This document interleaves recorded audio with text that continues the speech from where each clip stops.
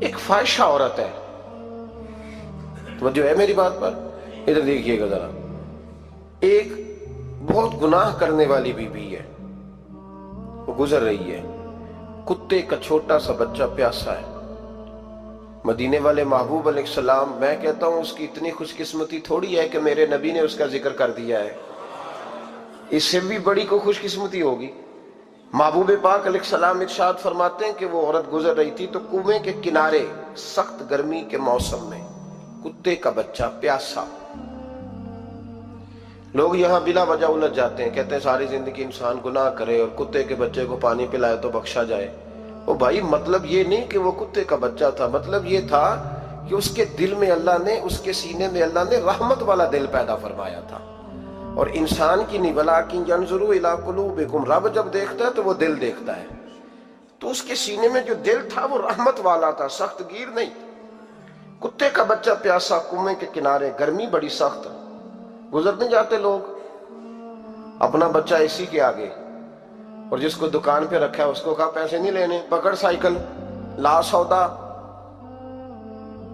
جلدی جا، دھوپ ہے تو پھر کیا ہوا، تو نے میرے سے 8,500 پورا نہیں لینا، اپنا بچہ چھپا کے رکھا ہے۔ گزر رہی ہے، بچہ دیکھ لیا، کتے کا بچہ پیاسا، لکڑی کے جوتے اس خاتون نے پہنے تھے، اس نے اپنے دوپٹے کو پھاڑ کے 2 حصوں میں کیا، اور پھر اس نے وہ اپنا جوتا لکڑی کا کنویں کے اندر لٹکایا، اور پانی نکال کے تو یوں کر کے جب وہ بچے کے منہ میں اڈیل رہی تھی تو عرش کا مالک راضی ہو رہا تھا، اس کو پیدا کرنے والا رب راضی ہو رہا تھا۔ اور میرے حبیب فرماتے ہیں چند قطرے اس بی بی نے اس کے منہ میں پانی کے کیا اڈیلے، خدا کی رحمت کو جوش آیا، فرمایا فرشتو اس کے گناہ والی لسٹ ساری پھاڑ دو، میں نے اسے جنت دینے کا فیصلہ فرما لیا ہے۔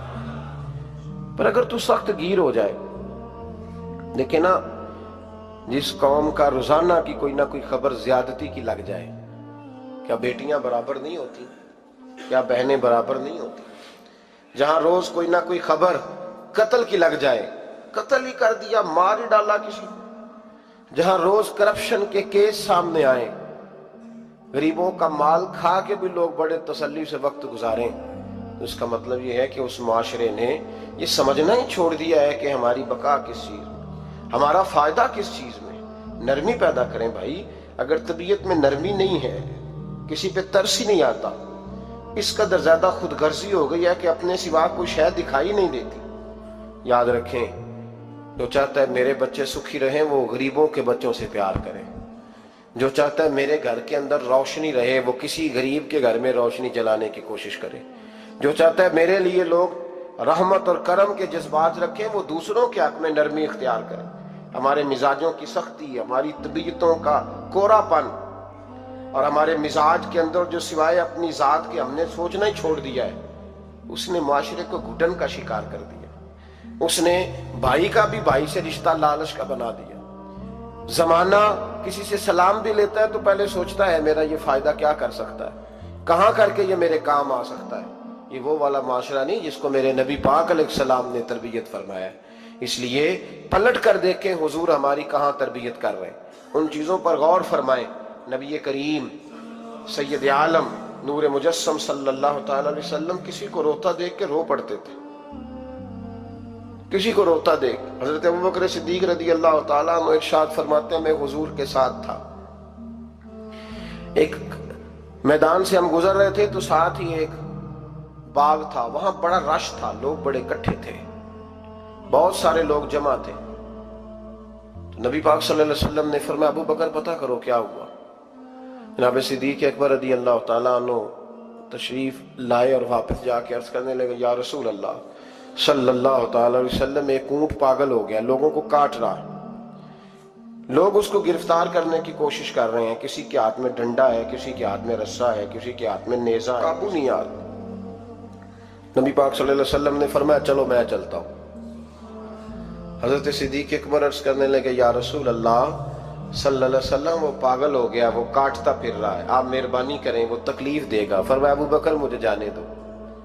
جناب صدیق اکبر فرماتے ہیں نبی پاک صلی اللہ علیہ وسلم تشریف لائے اور حضور جیسے ہی کھڑے ہوئے نا، اونٹ حضور کی طرف بھاگا، نبی پاک کی طرف لپکا، وہ میں بھی ڈرنے لگا، जितने लोग थे परेशान होने लगे। दौड़ा आया ऊंट, हम सब परेशान थे लेकिन महबूब के चेहरे पर बड़ा ही इत्मीनान था। फरमाते ऊंट दौड़ा आया और सीधा आके उसने हुजूर के कदमों पे सजदा किया। और जनाब सिद्दीक अकबर फरमाते हैं उसने हुजूर के कान में कुछ कहा तो नबी पाक की आंखों में आंसू आ गए। किसके दुख पर? ओ भाई गौर तो करो, इस बात को समझो तो सही। तू तो जीते जागते हंसते खेलते इंसान के दुख पर परेशान नहीं होता। तू तो मुसलमान पड़ोसी, साथ रहने वाला, पलने वाला, बसने वाला, इसकी जवानी, लड़कपन, बुढ़ापा तूने आंखों में देखा, तुझे उसके दुख पर परेशानी नहीं होती। अरे एक ऊंट कान में बोला, इस कैफियत को समझ तो सही यार, इस रंग को महसूस तो करो मेहरबानी अहले जमीन पर, खुदा मेहरबान होगा अर्श बरी पर। के कान में कुछ कहा, हुजूर रो पड़े। और फिर महबूब ने फरमाया रस्सी लाओ।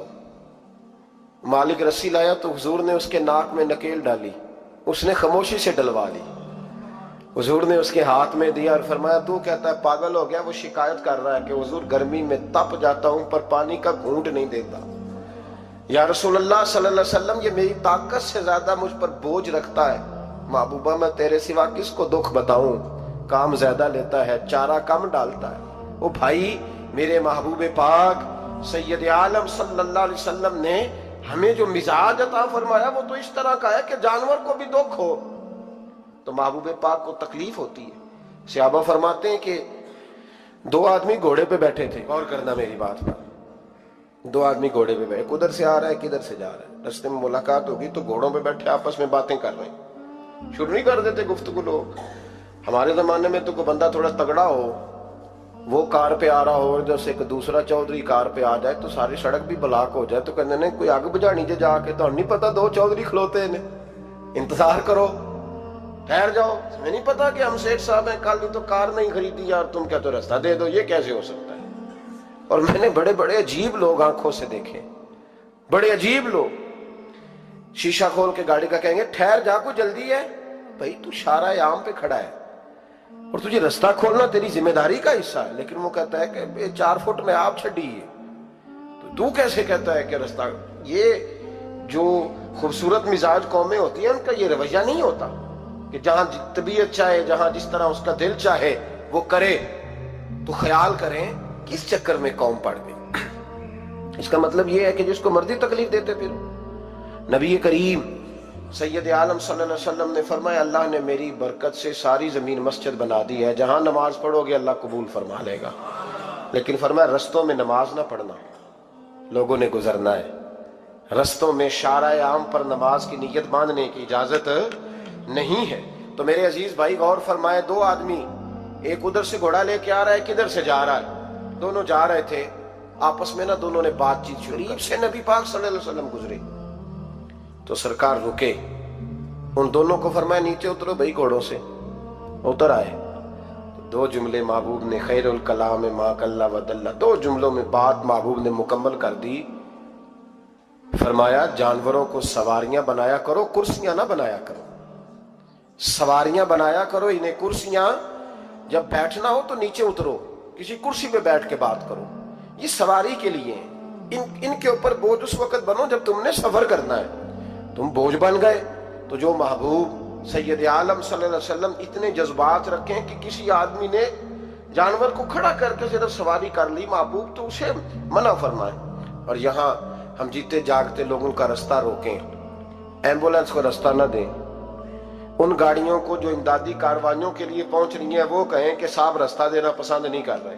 तो भाई रहम और करम जिन जज्बात में होता है, जिन सीनों में होता है, उन सीनों को मेरा रब महबूब रखता है।